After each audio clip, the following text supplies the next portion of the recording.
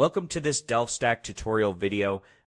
In today's tutorial, we will learn how to remove managed by your organization message in Google Chrome. This message appears when Chrome detects policies that control browser settings. Sometimes these policies are real, but in other cases, they may be left over from software you removed or a setting that was unintentionally changed. First, open a Chrome browser and click on the three dot. Scroll down and select Settings.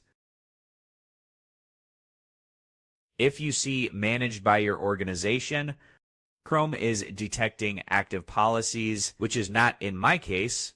Next, open the Chrome and type Chrome, //policy, and hit Enter.